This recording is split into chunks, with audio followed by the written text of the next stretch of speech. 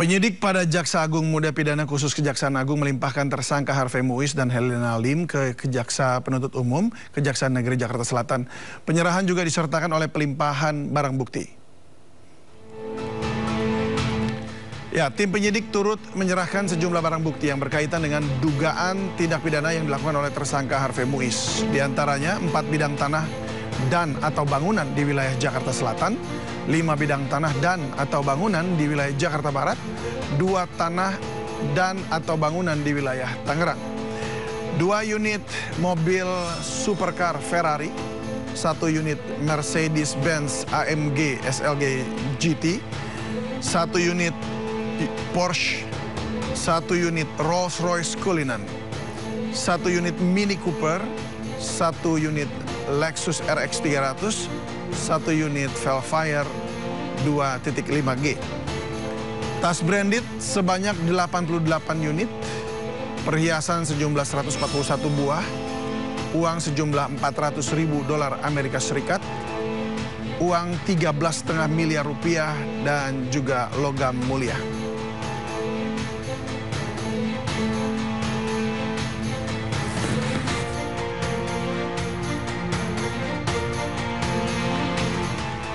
Sementara itu, tim penyidik turut menyerahkan sejumlah barang bukti yang berkaitan dengan dugaan tindak pidana yang dilakukan oleh tersangka Helena Lim. Di antaranya 4 bidang tanah dan atau bangunan di wilayah Jakarta Utara, 2 bidang tanah dan atau bangunan di wilayah Kabupaten Tangerang. Untuk alat transportasi, 1 unit Toyota Kijang Innova, 1 unit Lexus UX 300e, 1 unit Toyota Alphard. Tas branded sebanyak 37 unit, perhiasan sejumlah 45 buah, uang $2 juta Singapura, uang 11,5 miliar rupiah, 2 unit jam tangan mewah merek Richard Mille.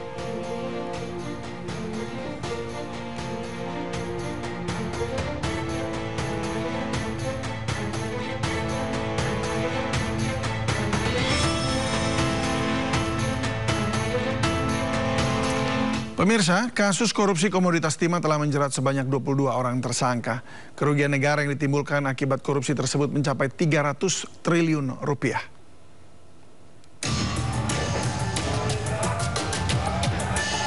Kasus korupsi tata niaga komoditas timah menjadi perhatian publik. Tak hanya melibatkan nama-nama yang dikenal sebagai public figure, namun yang mencengangkan adalah nilai korupsinya yang merugikan negara hingga 300 triliun rupiah. Kejaksaan Agung telah menjerat 22 orang tersangka, termasuk Crazy Rich Helena Lim dan suami publik figur Sandra Dewi Harvey Muiz. Sebelum menjerat Harvey Muiz, Kejaksaan lebih dulu menetapkan Helena Lim sebagai tersangka. Dari rumah Helena, penyidik menyita berangkas berisi perhiasan dan uang bernilai miliaran rupiah. Dari sini, Kejagung mengurai relasi antara Helena dan Harvey Muiz. Penyidik menduga Harvey meminta pihak smelter menyisihkan keuntungan yang dihasilkan dari praktik tambang timah ilegal untuk dikelola oleh Helena Lim sebagai dana CSR. Kejaksaan Agung menghadirkan ahli lingkungan pada 19 Februari 2024. Ia menaksir kerugian negara akibat kasus korupsi ini bernilai fantastis, yakni 271 triliun rupiah. Akibat perbuatannya, Harvey menyusul Helena Lim menjadi tersangka atas kasus ini. Suami Sandra Dewi ini dijerat pasal 2 ayat 1 dan 3 jungto pasal 18 Undang-Undang Tipikor dan pasal 55 ke 1 KUHP dengan ancaman hukuman penjara maksimal seumur hidup. Sejumlah aset Harvey juga telah disita, termasuk mobil mewah dan barang berharga dari sejumlah apartemen. Selain itu, istri Harvey, Sandra Dewi, juga beberapa kali diperiksa terkait asal-usul aset dan dugaan TPPU yang menjerat suaminya. Dari Jakarta, Tim Liputan iNews melaporkan. Lembaga Perlindungan Saksi dan Korban LPSK menerima permohonan 5 orang keluarga almarhum Vina, korban pembunuhan. LPSK menolak permohonan 7 orang lainnya. Kelima orang keluarga almarhum Vina adalah BO, MR, SA, SK, SL, menerima program bantuan rehabilitasi psikologis. Ketujuh orang yang ditolak permohonannya adalah AR, SU, PS, MK, RU, TM, dan FR. Permohonan mereka ditolak karena kesaksian tidak konsisten, normatif, dan cenderung menutupi informasi. Selain itu, LPSK juga menemukan sejumlah kejanggalan ketentuan KUHAP dalam proses penyidikan dan ada indikasi dugaan penyiksaan atau perlakuan yang tidak seharusnya yang terjadi pada tahun 2016 lalu. Pertama adalah menerima permohonan pelindungan dari keluarga V, 5 orang, apakah itu inisial WO, MR, SA, SK maupun SL, berupa program bantuan rehabilitasi psikologis. Dan ini juga kita kerjasamakan dengan Pemprov DP3 AKB Provinsi Jawa Barat melalui UPTD PPA Provinsi Jawa Barat. Kemudian LPSK menolak permohonan 7 orang AR, SU, PS, MK, RU, TM, dan FR dengan pertimbangan karena tidak memenuhi syarat perlindungan yang dimaratkan dalam pasal 28 ayat 1 Undang-Undang 31 2014. Para pemohon dalam berikan Jelang sidang peninjauan kembali, Saka Tatal mendapat perlindungan LPSK. Saka makin mantap dan yakin menghadapi sidang karena dukungan bukti-bukti yang dimiliki tim kuasa hukumnya diyakini akan memenangkan Saka.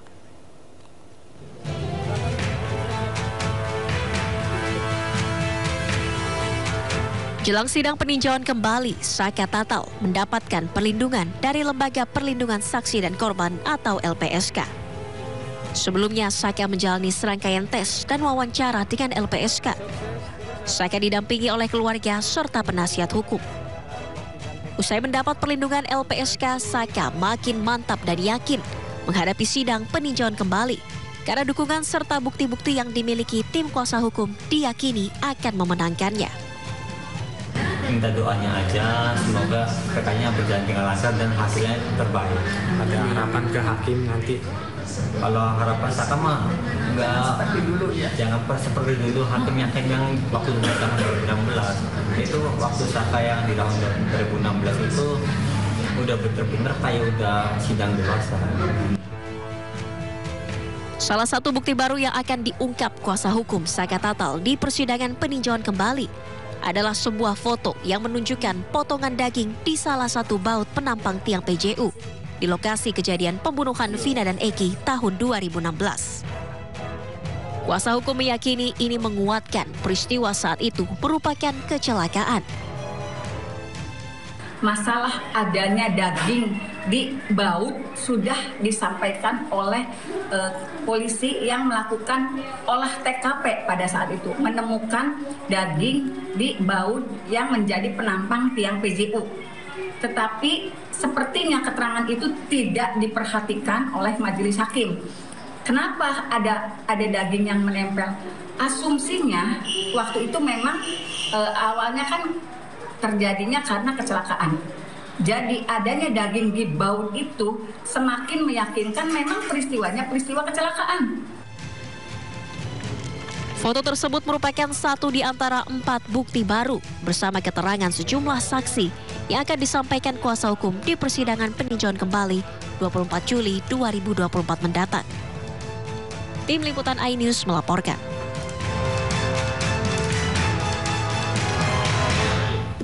Kasus pembunuhan Vina dan Eki kembali menarik perhatian publik. Ibtu Rudiana yang menghilang sejak pagi memenangkan pra-peradilan berani buka suara. Lewat kuasa hukumnya, Rudiana membantah lari dari kasus Vina. Ya, para kuasa hukum Ibtu Rudiana berkumpul di Jakarta mengeluarkan pernyataan pers terkait posisi Rudiana dalam kasus pembunuhan Eki dan Vina. Kuasa hukum Rudiana, Pitra Romadoni, membantah kliennya kabur dari kasus Vina. Menurut tim kuasa hukum, Rudiana adalah seorang anggota polisi aktif, tidak lari-larian. Jikapun lari berarti disersi. Para kuasa hukum dari DPP Perhaki mengaku mendapat kuasa untuk membela Rudiana yang juga ayah Eki.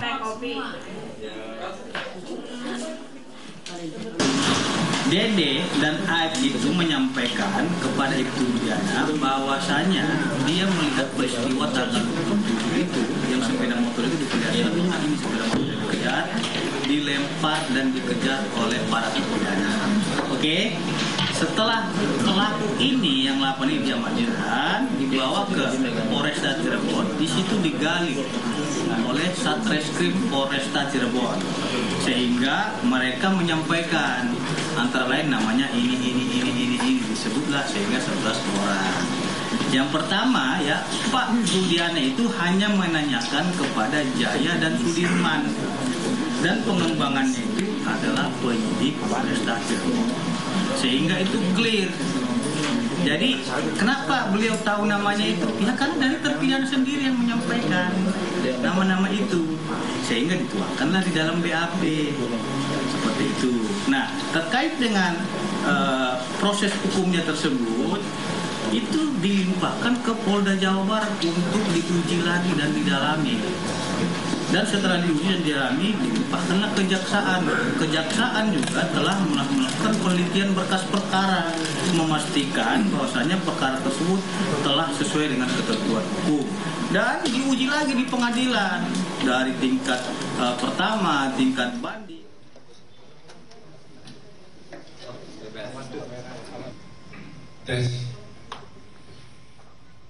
Baik, terima kasih teman-teman. Sementara itu, kubu 7 terpidana kasus Eki dan Vina yang diwakili Pradi membongkar rekayasa proses penyidikan kasus Vina Eki hingga berakhir di pengadilan.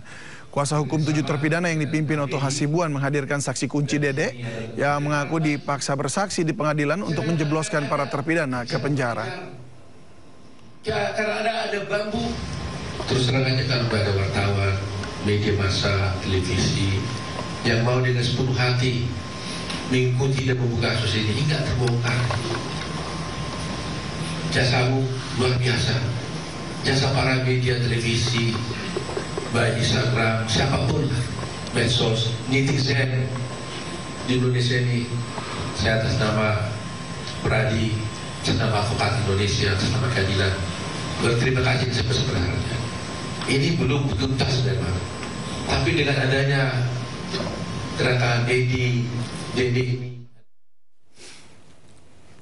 Sementara sosok ayah almarhum Eki, Ibtu Rudiana, kembali jadi sorotan karena tidak pernah muncul ke publik. Ia diduga terlibat penganiayaan para terpidana kasus Vina tahun 2016 yang lalu. Terima kasih banyak kepada seluruh masyarakat Indonesia yang sudah mendoakan saya, yang sudah mendukung saya. Benang kusut kasus pembunuhan Vina memasuki babak baru.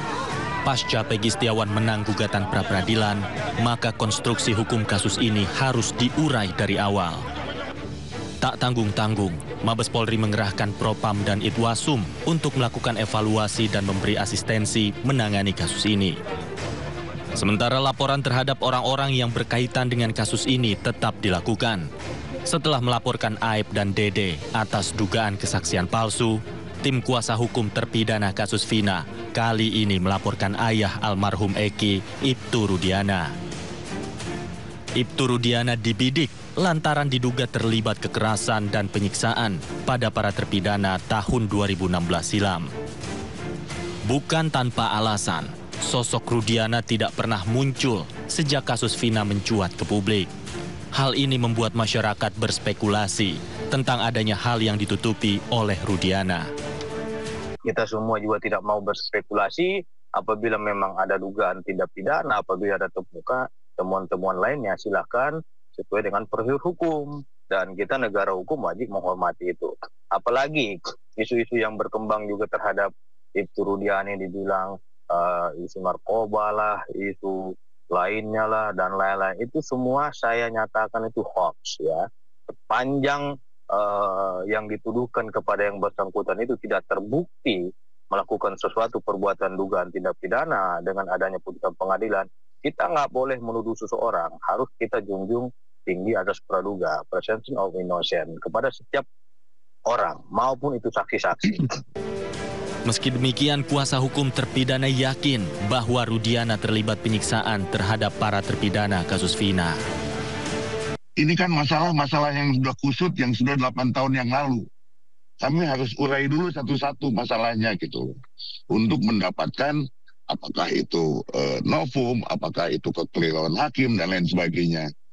Oleh karena itu, kami proses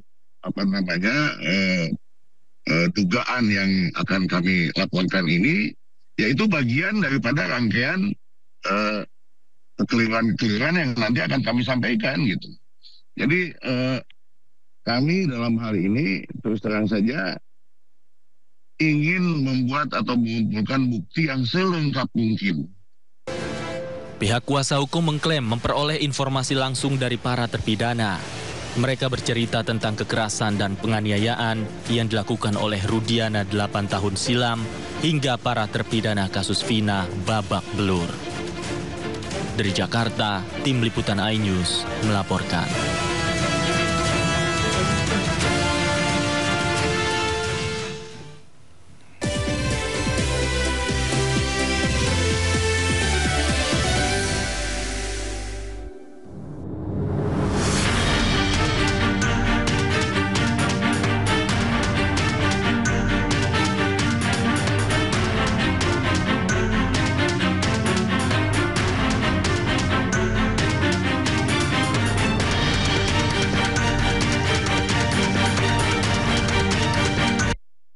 Polres. Nah, setelah dalam Polres saya tanya, mau ngapain di sini?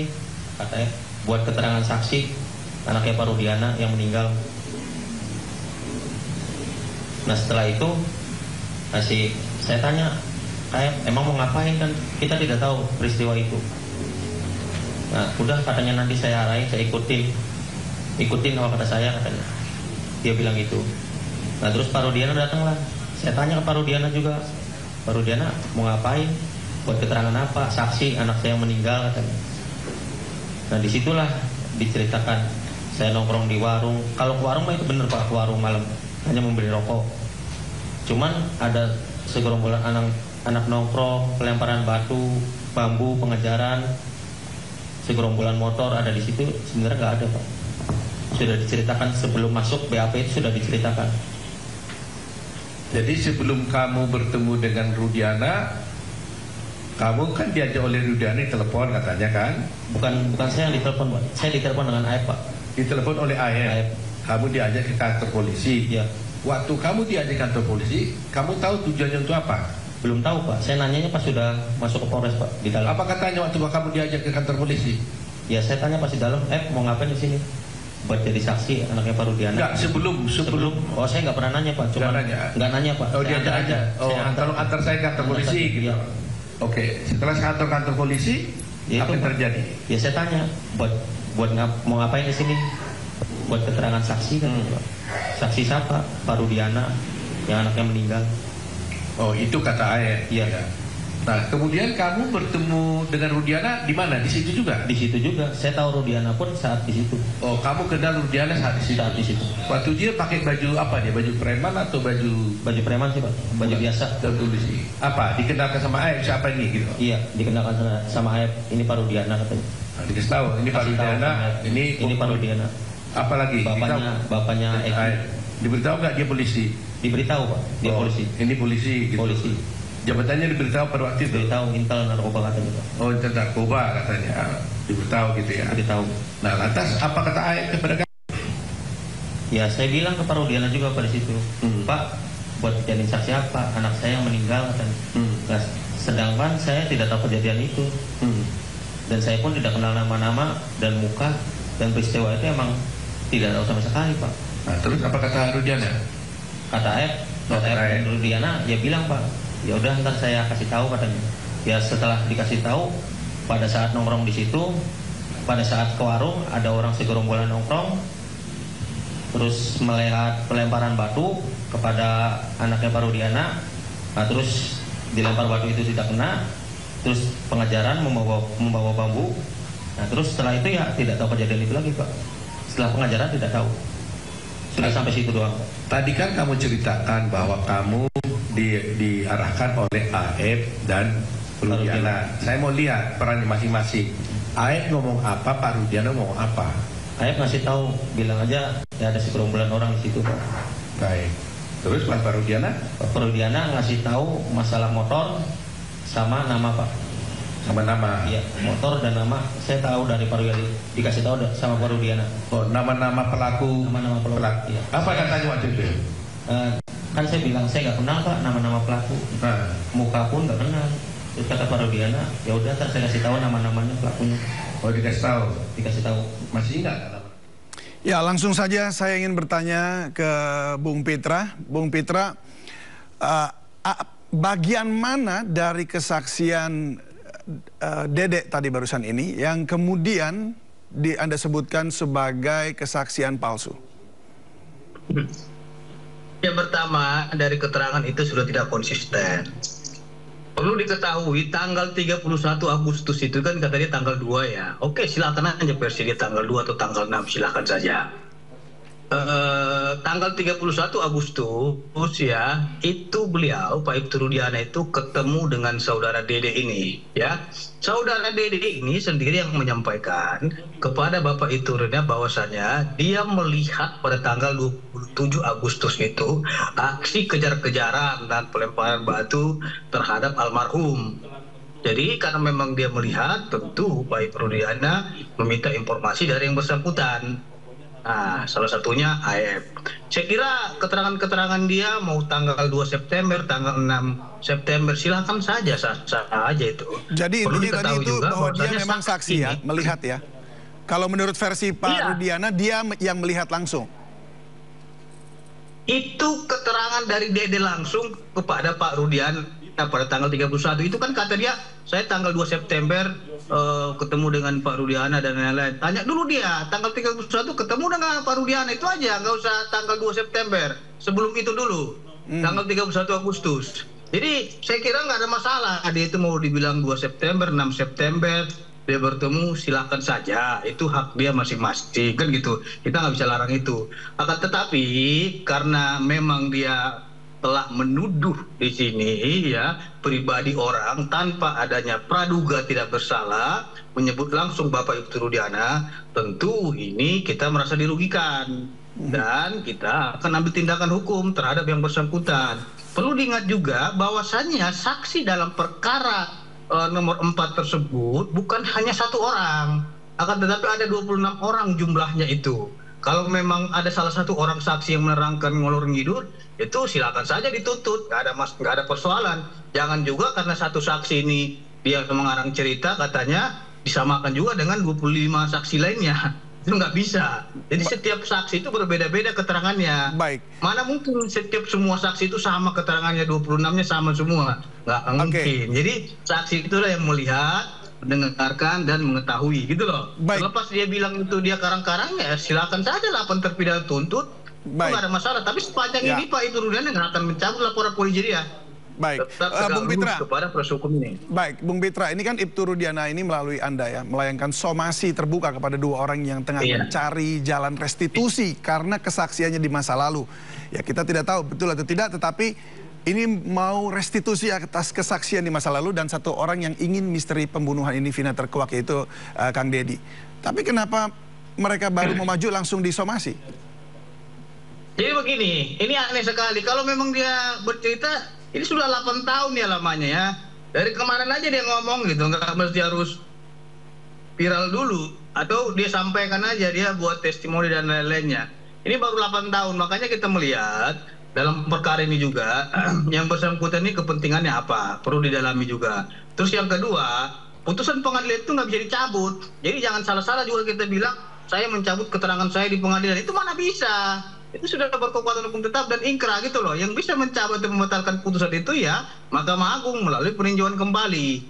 Sepanjang itu keterangan itu dia setelah disumpah dan dia telah memberikan keterangan, itu sah secara hukum. Dan tentunya hakim PK juga akan melihat antara saksi satu dengan saksi yang lainnya. Kalau cuma satu saksi aja, nulus tesis satu saksi bukanlah saksi.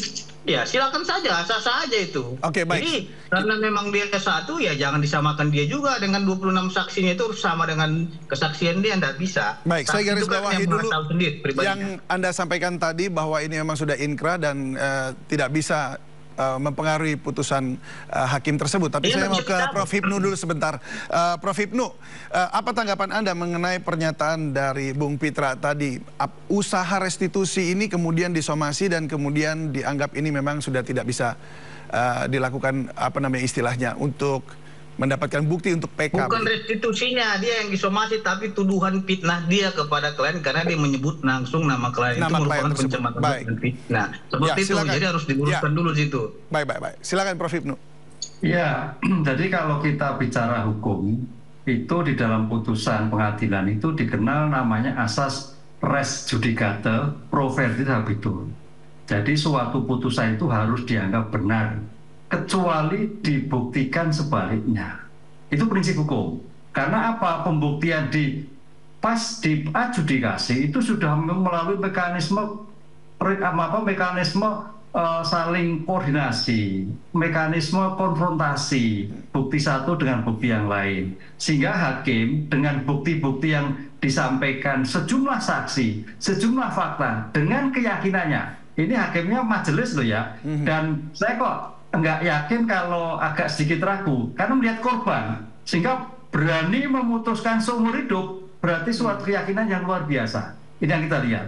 Oleh karena itu kita kembali pada asas hukum tadi, res judicata tadi, maka bagaimana membalikkan putusan ini? Ya, kita ajukan pada PK.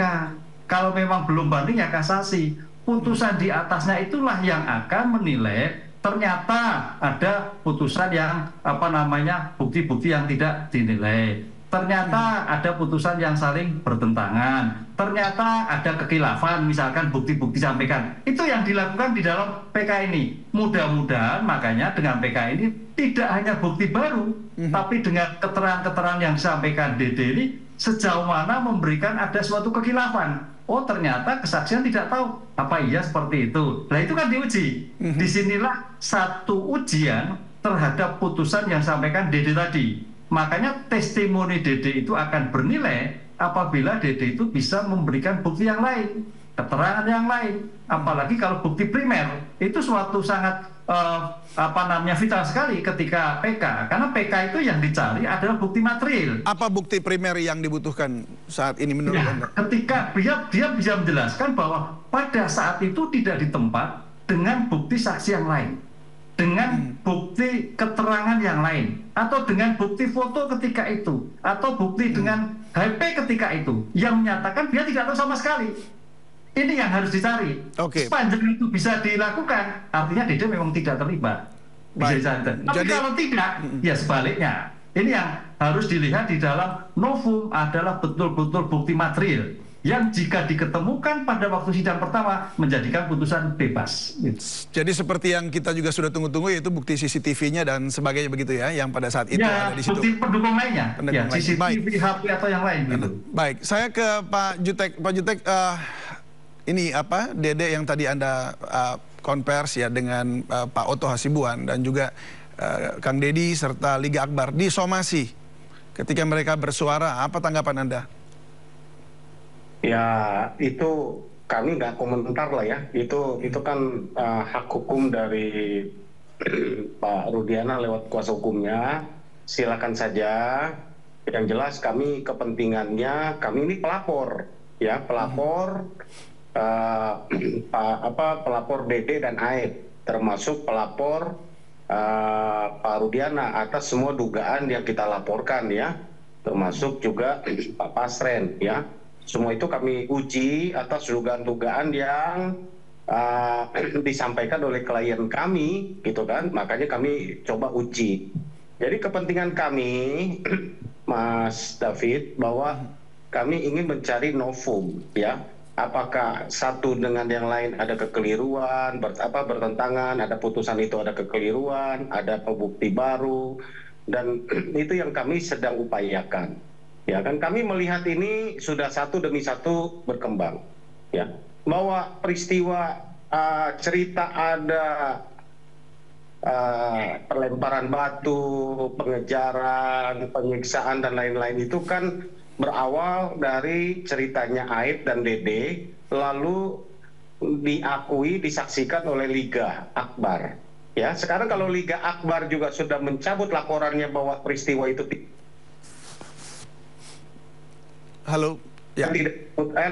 dia tidak ikut di rombongannya siapa namanya Eki dan Vina. Sekarang Dede juga mencabut laporannya.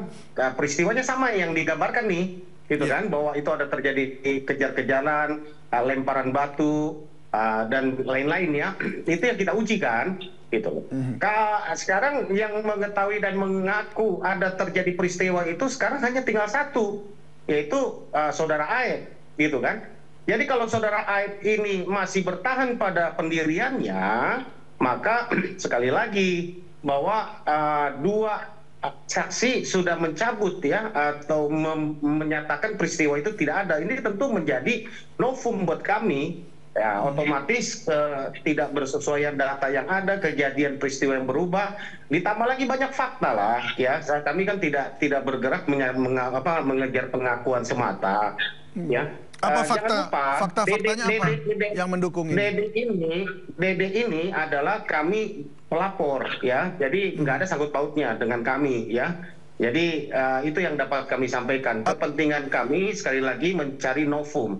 Mencari novum tentu kami ingin memastikan peristiwa itu ada apa tidak. Kami berterima kasih Dede datang ke DPN Pradi hari ini bersama dengan Ketua Umum untuk memberikan kesaksian ya kepada apa yang dialami bahwa itu tidak benar. Ya kita uji lah. Ini kan baru dugaan-dugaan semua seperti Prof. Ibnu tadi katakan.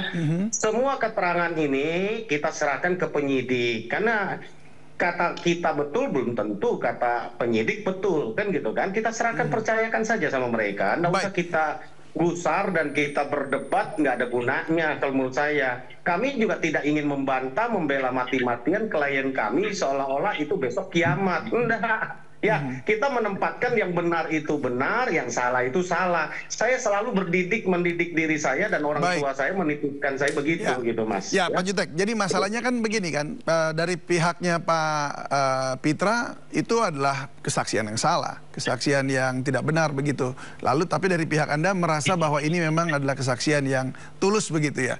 Nah, persoalannya Dede dan Liga ini kalau kita lihat berarti dianggap kesaksiannya bisa berubah-ubah. Dalam artian begini, waktu itu bilang A, sekarang bilang B, nanti selanjutnya akan bilang apa.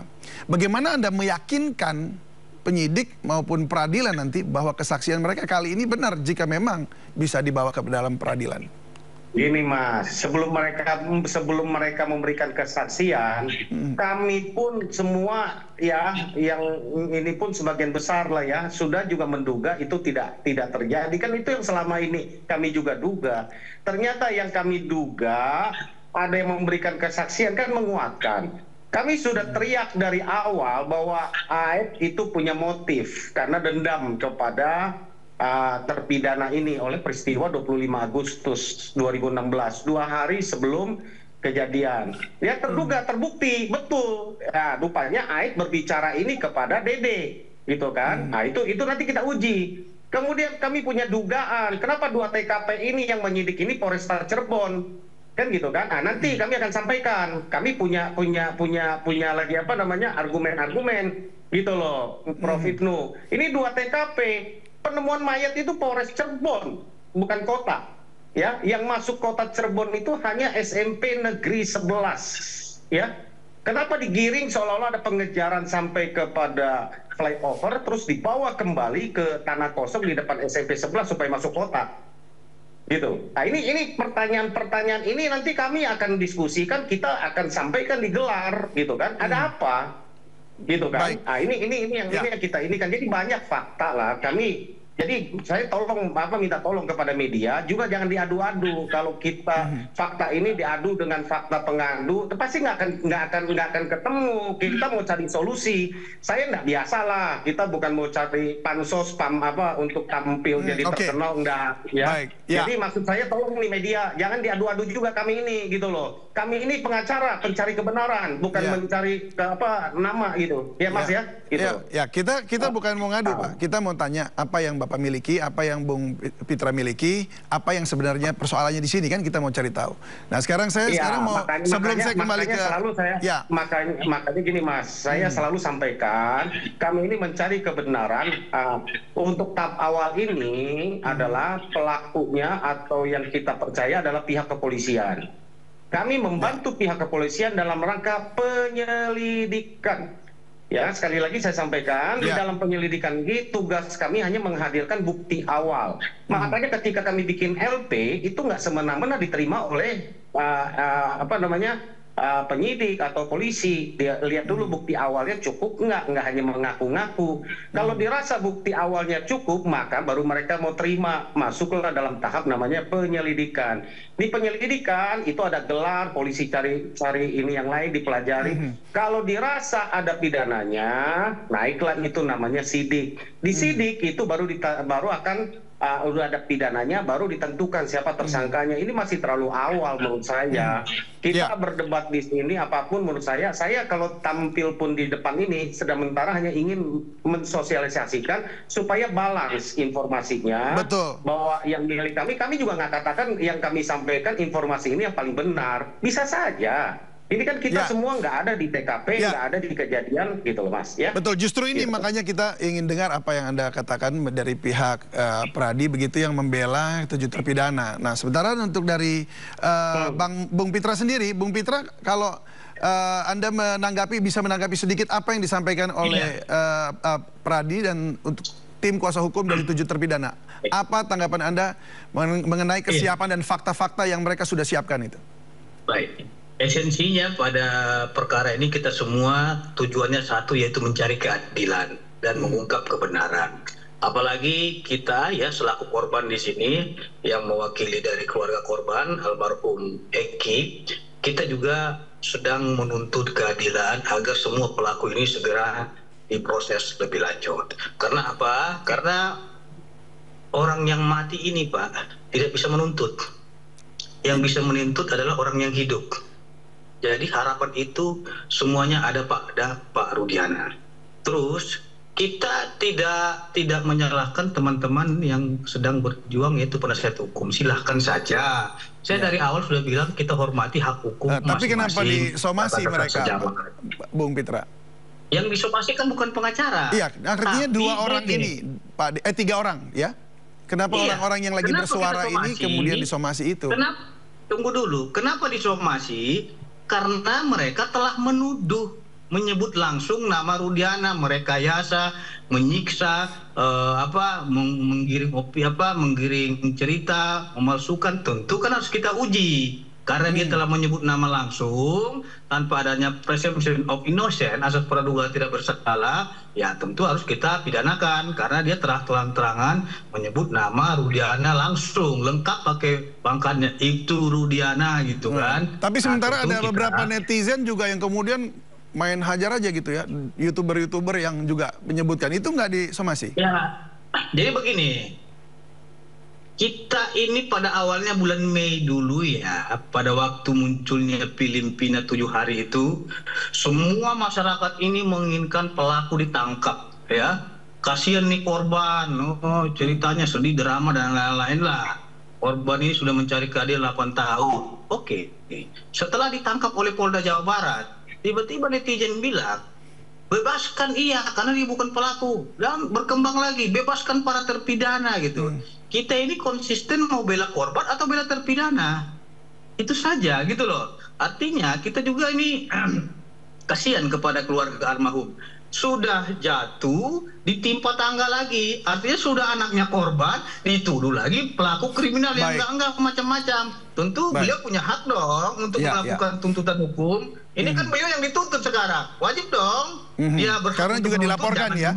Dia dituntut, kita nggak berhak menuntut. Itu namanya nggak fair dan nggak adil gitu loh. Tapi bukan berarti untuk menutup suara ya ini ya. Kalau nggak kita tuntut mereka ini akan bias seolah-olah Rudiana adalah pelaku kriminal. Makanya kita tuntut mereka. Makanya kita layangkan somasi. Kita tidak pernah menuntut pengacara karena itu adalah rekan sejawat. Oh iya, tentu. Akan tetap dikarenakan kuasanya adalah rekan sejawat kita menyurati seseorang itu melalui kuasa hukumnya. Karena itu etikanya seperti itu, bukan langsung kepada kliennya. Itu yang kita hormati. Dan kita juga nggak ada melarang rekan sejawat melakukan tindakan hukum. Kita hormati itu yang saya bilang. Akan tetapi nanti tinggal dibuktikan saja. Terbukti nggak masing-masing klien kita ini melakukan perbuatan atau tidak. Itu kita hargai hukum yang dilakukan kali itu diatur oleh undang-undang. Dan itu dijamin. Gitu Kami tangkap maksudnya. Sekarang saya mau ke Bung David Sitorus. Bung, Anda melihat ini ada dua sisi, ya tentunya semua masing-masing memang tugasnya adalah membela klien mereka. Tetapi dari kasus ini, apa yang Anda bisa lihat tarik garis besarnya bahkan dari sampai di titik ini, bahwa para kesaksi juga kemudian mereka mau memberikan kesaksian, mengubah kesaksian mereka, lalu mereka pun disomasi. Ya, Bung David boleh di-unmute, masih muted ya. Halo. Baik, ya. Selamat malam semuanya. Terima kasih Mas David Silahwe. Saya ingin menanggapi yang pertama adalah bahwa masyarakat hari ini menilai perkara ini perlu penanganan lebih lanjut. Kenapa? Karena perkara ini sudah sangat lama dan sampai hari ini justru membingungkan masyarakat. Justru disinilah sebenarnya peran kita. Peran kita apa? Peran kita adalah untuk meminta kebenaran. Nah justru kalau tadi disampaikan oleh Pak Jutek Bongso bahwa di sini jangan diadu-adu, bukan. Jadi sebenarnya justru masyarakat ingin melihat kebenaran lewat proses-prosesnya. Dan kalau misalnya boleh jujur, sebenarnya peran media sangat besar. Peran media justru yang membuat kasus ini terbuka lagi. Peran media membuka dan salah satu pilar juga untuk mengungkapkan kebenaran. Dan banyak hal juga sebenarnya perkara-perkara yang ada justru semakin kelihatan ketika media terlibat.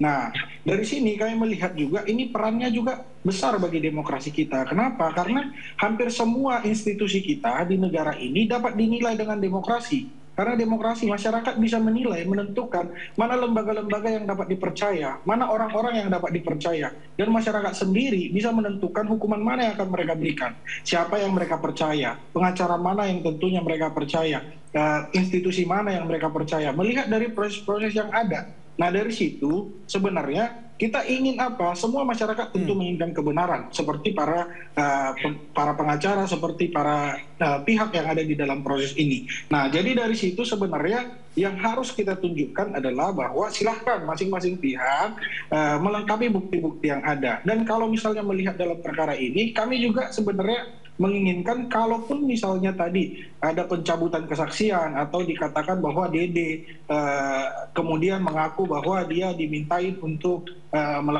memberikan keterangan yang tadi yang dia cabut, berarti sebenarnya dia juga telah melakukan kesaksian palsu di bawah sumpah. Nah ini juga sebenarnya perlu dilihat, diuji seperti apa, dan kalau bisa ya silahkan dilaporkan, karena menurut kami tindakan yang dilakukan itu juga sebenarnya telah mengakibatkan pada apa? Pada kerugian yang dialami terpidana hari ini. Walaupun hari ini saudara saksi Dede juga telah ingin bekerja sama lah mengungkapkan dalam maksud dia seperti yang dia terangkan, walaupun kebenarannya belum tentu dapat dibuktikan. Nah tapi intinya adalah bahwa keterangan yang dia sampaikan sebelumnya yang di bawah sumpah itu telah berakibat pada beberapa orang yang hari ini juga menjalani hukuman.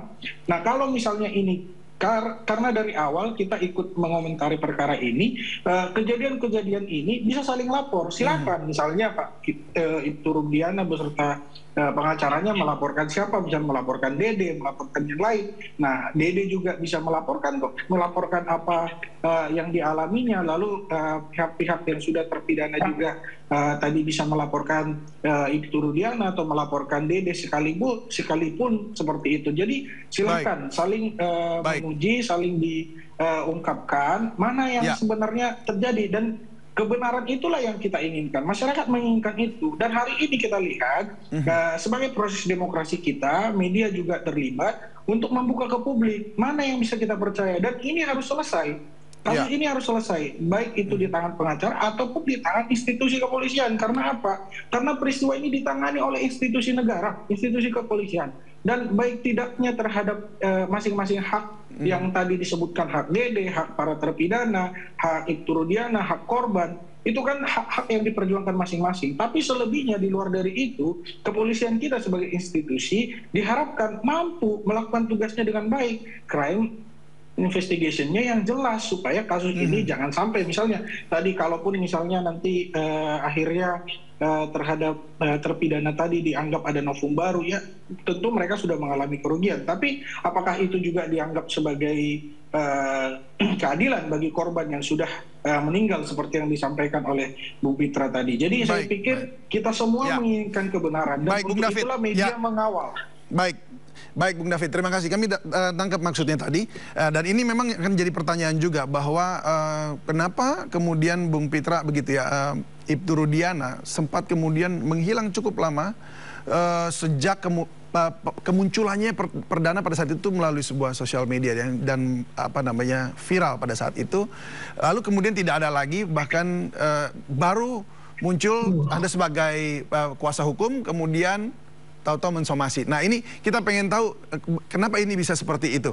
Nah, kita akan jeda dulu sejenak. Kita akan kembali usai jeda berikut ini. Dan setelah ini juga Pak Jutek Bongso akan pamit lebih dulu. Terima kasih Pak Jutek Bongso. Pemirsa, Sindo Prime akan kembali usai jeda berikut ini. Baik, terima kasih Anda masih bersama kami di Sindo Prime. Dan sudah lebih dari 1 jam kita bersama. Dan juga dalam perbincangan ini, waktu juga sangat singkat sekali, padahal kita ingin berbincang lebih jauh lagi. Nah, saya langsung ke Bung Pitra. Bung Pitra, ini mungkin juga sekaligus closing statement dari Anda juga. Tetapi pertanyaan saya tadi mungkin boleh dijelaskan sedikit mengapa PAS, Dede, dan juga Liga maju untuk bersuara, baru klien Anda Ibtu Rudiana keluar dengan somasi. Selama ini hilang, kenapa? Jadi begini, yang kita laporkan itu bukan kesaksian dia, itu harus diluruskan dulu. Sepanjang tidak ada tuduhan yang menyebutkan nama seseorang, apalagi nama Ibtu Rudiana, sah-sah saja dia memberikan testimoni. Kalau dibilang dia itu RD atau IR, silahkan saja gitu loh. Tapi yang menjadi persoalannya adalah dia menyebut nama langsung, Ibtu Rudiana merekayasa ini, kata dia. Tentu kan harus kita uji. Makanya saya bilang, kalaupun dia mau ngomong, mau bersaksi, sah-sah saya silakan. Tapi jangan menuduh. Oh, itu jadi itu sebabnya gitu langsung karena dia telah menuduh, sehingga ini dia tidak menimbulkan fitnah, maka perlu kita proses untuk diuji secara hukum tuduhan dia itu apa benar atau tidak. Kemana lagi kita proses kalau bukan ke polisi? Nggak mungkin kita lapornya ke Tuhan, seperti itu loh. Karena dia telah menyebut nama seseorang. Nah, pertanyaannya, kenapa Bapak Ibtu Rudiana dibilang menghilang? Itu tidak benar. Jadi bahasa itu, konteks itu harus dipahami, bukan menghilang, ya. Beliau itu selalu ada di wilayah kepolisian, Kapetakan, ya. Jadi dia itu bertugas tiap hari, dia apel pagi kok, sore dia memimpin apel, dan kalau Senin itu kan dia apel di Polres. Jadi ini sebagai Kapolsek itu, dia nggak bisa di kantor terus tiap hari. Karena tugas beliau itu kan koordinasi dengan Polres, Polda, dan lain-lain. Nah, untuk menjaga wilayah hukum di situ. Karena sudah ada juga yang piket. Tentunya piket juga akan standby di sana. Jadi jangan kita bilang dia menghilang. Nah, terkait dengan kenapa dia tidak bersuara, urgensinya apa? Karena ini kan penanganan kasusnya sudah diserahkan kepada penyidik. Tentunya yang lebih relevan untuk menyampaikan suatu peristiwa kasus yang sedang berjalan itu adalah humas. Beliau ini kan bukan humas.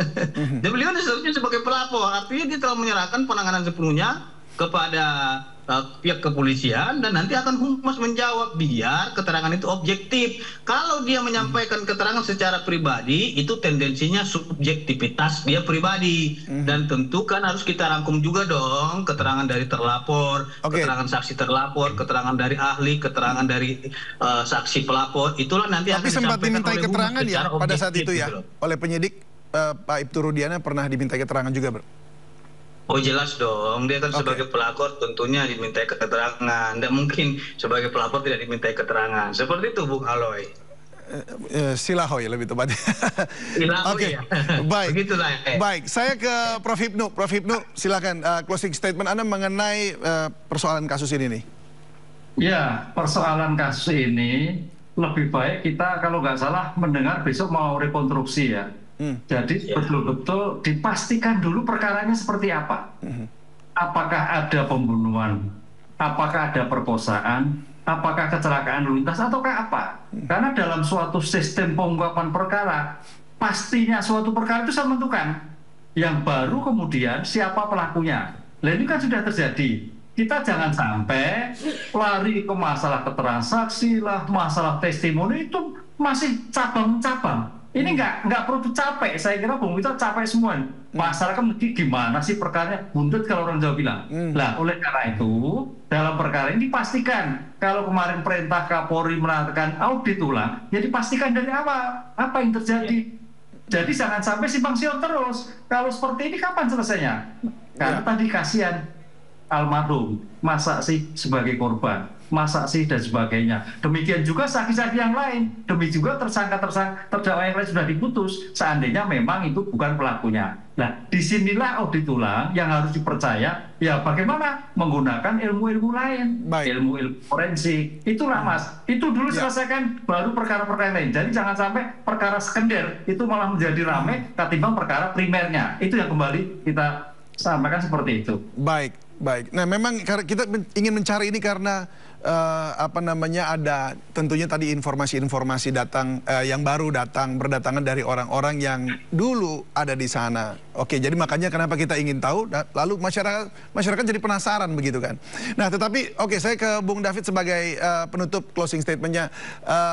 Kira-kira langkah yang tepat yang harus dilakukan oleh pihak masyarakat lah saat ini yang memang sekarang sudah dihujani dengan berbagai macam informasi. Iya, saya pikir sudah tepat tadi yang disampaikan itu, bahwa sebenarnya yang paling utama adalah melihat kasus primernya ini. Kenapa? Karena memang ini yang keraguan-raguan itu muncul tidak hanya pada siapa pelakunya. Keraguan-raguan itu muncul tidak hanya kepada keterangan-keterangan saksi yang tadi, tapi justru keraguan-raguan itu muncul bagaimana peristiwa ini sebenarnya terjadi. Tapi itu pun sebenarnya kita harus dalam catatan. Catatannya apa? Peristiwa ini telah berjalan sampai proses pemidanaannya juga telah berstatus kekuatan hukum tetap. Dan kalau ini dalam artian diragukan peristiwanya terjadi, berarti ada yang harus kembali direvisi lagi nanti terkait prosesnya, termasuk hukuman-hukuman yang telah dialami para terpidana tadi. Karena ini tentunya sudah memakan banyak waktu dan sudah berapa tahun mereka yang ada di dalam proses pemidanaan. Nah, jadi sebenarnya kalau misalnya keraguan ini muncul sampai ke akarnya, tentu banyak sekali permasalahan yang timbul. Nah, disinilah sebenarnya makanya kan perkara ini juga diambil alih dari Bareskrim Mabes Polri dengan Propam dan pengawas kepolisian. Nah, untuk apa? Untuk memastikan proses ini. Dan kalau memang peristiwa primernya ini dikatakan nanti dievaluasi dan ditemukan bukti-bukti baru terkait kejadian yang tidak seperti sesungguhnya,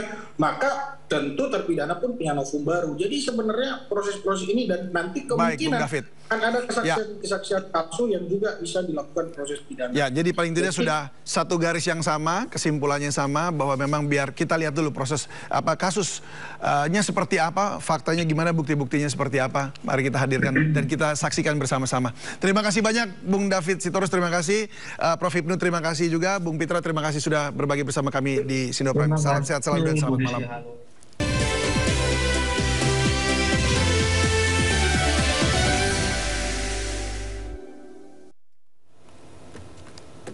Ya, pemirsa, petahana Presiden Joe Biden dikabarkan itu mundur dari pencalonan presiden pada Minggu siang waktu Amerika, dan Biden mendukung Wapres Kamala Harris untuk maju dalam pemilu mendatang. Dan pemirsa, untuk membahasnya lebih dalam sudah bergabung bersama kami malam ini melalui sambungan Zoom pengamat hubungan internasional Profesor Hikmahanto Juwana. Selamat malam, Prof. Ya, selamat malam. Ya, terima kasih sudah hadir bersama kami. Prof, apa tanggapan Anda mengenai mundurnya Joe Biden? Ya, memang terkait dengan mundurnya Joe Biden ini beberapa hari yang lalu memang jadi tarik ulur ya. Tapi pada akhirnya saya rasa Joe Biden sudah lebih memahami posisi dia karena harus berhadapan dengan Donald Trump yang saya yakin akan sulit. Kenapa sulit? Karena Donald Trump mungkin lebih muda dan Joe Biden sudah terlihat semakin tua. Lalu kedua juga Donald Trump sekarang mengkapitalisasi penembakan yang terjadi pada dirinya pada hari Sabtu kemarin. Dan kemudian yang ketiga, rupa-rupanya kalau tidak ada pilihan lain dari Partai Demokrat, kelihatannya Donald Trump akan melanggeng dengan mudah. Nah, disinilah kemudian banyak kolega dari Joe Biden yang mendesak agar Joe Biden bisa mengundurkan diri. Nah, sekarang beliau sudah mengundurkan diri dan menominasikan wakil presidennya Kamala Harris untuk menjadi calon presiden dari Partai Demokrat. Namun demikian, ini belum final karena di Amerika Serikat Partai Republik ataupun Demokrat biasanya akan melakukan konvensi untuk menetapkan siapa yang menjadi calon dari masing-masing partai. Kalau Partai Republik sudah menetapkan Donald Trump dengan wakil presidennya, nah untuk Partai Demokrat ini dalam waktu dekat ini akan segera ditetapkan, tetapi akan ada mungkin calon-calon yang muncul. Kalau kemarin tidak muncul karena semua menganggap bahwa Joe Biden akan tetap bersaing dengan Donald Trump sebagai wakil dari Partai Demokrat. Nah, sekarang setelah ada pengumuman resmi dari Joe Biden bahwa dia mundur, maka saya yakin akan muncul calon-calon dari Partai Demokrat dari berbagai faksi, dan kemudian nanti calon-calon ini akan berdebat di konvensi sebelum kemudian nantinya anggota dari konvensi di Partai Demokrat akan menetapkan siapa yang akan mewakili Partai Demokrat untuk bersaing dengan Donald Trump. Seperti itu. Sejauh penerawangan Anda, seberapa kuat Kamala Harris untuk melawan Donald Trump? Karena kalau Donald Trump boasting itu maksudnya dia bilang bahwa Kamala Harris akan lebih mudah untuk dikalahkan. Ya, sebenarnya Kamala Harris ada keunggulannya. Pertama adalah dia pernah menjabat sebagai wakil presiden. Artinya dia punya pengalaman di birokrasi kepresidenan, lembaga kepresidenan sebagai wakil presiden, dan tentunya yang diharapkan adalah dia bisa melanjutkan apa yang menjadi visi dari Joe Biden yang seharusnya bisa menyelesaikan dalam waktu 8 tahun ya, 4 tahun kemarin dan 4 tahun yang akan datang. Yang kedua, Kamala Harris ini adalah wanita, karena di Amerika Serikat sampai dengan hari ini belum ada wanita yang menjadi presiden. Kemarin ini pernah Hillary Clinton akan menjadi presiden tapi kalah dengan Donald Trump, sehingga sekarang merupakan kesempatan bagi seorang wanita untuk bisa muncul. Dan apabila masyarakat Amerika menghendaki adanya perubahan, katakanlah begitu, mungkin Kamala Harris ini bisa punya keunggulan. Dan yang terakhir, kita tahu Kamala Harris ini merupakan orang keturunan minoritas Afro-Amerika, dan kemudian juga ada warna Indianya, sehingga ini pun bisa menjadi keunggulan karena selama ini yang biasanya menjadi presiden adalah pria dan berkulit putih ya, kecuali kemarin Barack Obama pernah menjadi presiden. Jadi itu sebenarnya keunggulannya ya, tapi tentu ketika nanti berdebat kita harus melihat bagaimana performa Kamala Harris ketika berdebat dengan Donald Trump yang sukanya itu belak-belakan gitu ya. Nah, ini juga menjadi tantangan. Namun demikian, seperti saya katakan, nantinya dalam konvensi Demokrat akan ditentukan siapa figur yang paling tepat untuk berhadapan dengan Donald Trump. Ya, memang kalau kita lihat sampai saat ini dukungan untuk Kamala Harris, apalagi setelah di-endorse ya Joe Biden, ini semakin menguat. Tetapi kalau kita lihat dari sisi kebijakan, ini kan kalau Donald Trump banyak ditentang karena bicara soal border ya. Bahkan orang-orang migran yang ada di sana juga kemudian menentang dia. Kalau Anda melihat usai penembakan atau pasca penembakan terhadap Donald Trump itu, seberapa besar itu bisa kemudian mengkapital suara itu tadi? Ya, yang pasti adalah banyak yang bersimpati terhadap Donald Trump akibat penembakan itu, dan kemudian mereka banyak yang mendukung Donald Trump. Dan ini kemudian dikapitalisir oleh Donald Trump sendiri, ya, dengan menunjukkan di telinganya ada perban dan lain sebagainya, supaya mendapatkan simpati yang lebih besar dan kemudian bisa memilih beliau. Nah, ini yang tentunya bisa berbalik apabila hasil penyelidikan yang dilakukan oleh otoritas yang ada di Amerika Serikat menunjukkan hal yang tidak berpihak pada Donald Trump. Tapi kita masih belum tahu hasil penyelidikannya seperti apa. Tapi hingga ini saat penyelidikan tentang penembakan tersebut maksudnya ya? Betul sekali. Karena kan ada beberapa spekulasi yang dimunculkan, bisa spekulasi yang orang-orang yang mungkin bersimpati pada Partai Demokrat, tapi bisa juga orang-orang yang bersimpati pada Partai Republik, atau lone wolf, ya lone wolf yang kita tidak tahu juga apa keinginannya, bahkan juga kalau misalnya ada pihak ketiga dari negara lain yang ikut melakukan intervensi, gitu ya. Nah, ini semua akan bisa menentukan apakah suara dari Donald Trump akan bertambah atau berkurang. Demikian juga untuk Partai Demokrat seperti itu. Oh, ini jadi memang masih belum fix banget ya. Artinya belum signifikan banget juga suara yang bisa diraih oleh Donald Trump sampai saat ini ya. Tapi sampai saat ini Donald Trump sudah mendapat simpati dan itu sudah terlihat bahwa suaranya semakin hari semakin naik, dan seperti saya katakan tadi sudah dikapitalisasi, dikapitalisir oleh Donald Trump sendiri. Baik, Prof. Hikmahanto, terima kasih banyak sudah berbagi bersama kami di Sindo Prime pada malam hari ini. Sehat selalu, Pak. Terima kasih. Terima kasih. Selamat malam. Selamat malam. Ya, dan pemirsa, usai sudah Sindo Prime pada hari ini, jangan lupa Anda bisa mendapatkan informasi terkini dan terbaru melalui portal yang menghadirkan berita daerah, berita nasional, dan berita internasional di inews.id. Saya, David Silahoy, dan kru yang bertugas berterima kasih atas kebersamaan Anda. Selamat malam dan sampai jumpa.